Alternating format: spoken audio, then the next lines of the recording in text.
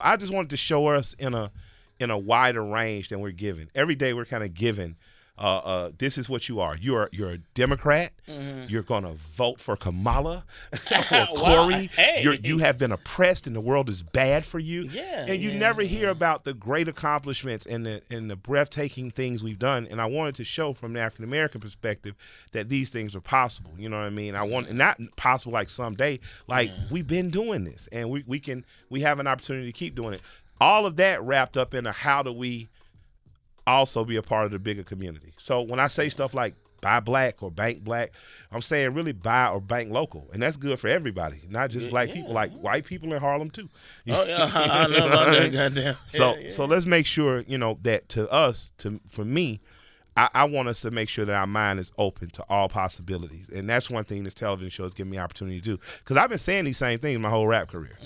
But not until I showed you. Lil Duval tells me that all the time. He said, Kill, man, you smart and you got to show niggas because niggas be listening to you, man, but they just be amazed you saying some big words. I be laughing. Yo, but what's so ill about that, you do have a dope insight with everything. You brought the Crips and the Bloods together. Yeah. Make their own company. Absolutely. It's like soda. And I'm not new or special because Jim Brown has been doing this for 50 years. With the American Project. He's been putting brothers in the same room. Amina Matthews has been doing conflict resolution in Chicago. Fred Hampton, was doing that when they murdered him in 21.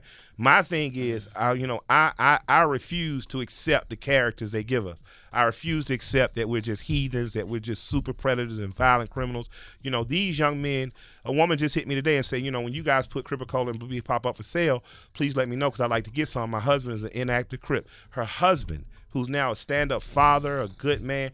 As a kid, he joined the street fraternity. He did what, so we romanticize white criminality. We call it West Side Story and Grease and The Outsiders and, and Scarface Al Capone and John Dillinger. Right. And I'll be damned if I'm not going to take an element that we've done. 50 years ago, these men that are Crips now that are 50, 60 years old, they were boys. They didn't know what they were going to do.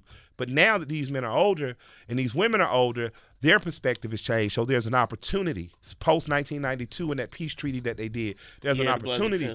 But what we know about America and capitalism is if there's no economic incentive, a lot of times crime and poverty proliferate. So if you get the two people who already have a rivalry, if you take some Kappas and you take some Qs and you do a Kappa Q step off, you're going to have a bigger event than if you just have a Kappa or a Q step off because you're bringing rivals together to ceremoniously rival each other without beating the shit out of each other. And I theorize you can do the same thing with Crips and Bloods. You can take these rivals, you can make sure that they sit down, they mediate whatever beefs they have, but for economic prosperity of both neighborhoods and the greater community, we can come together and make some money.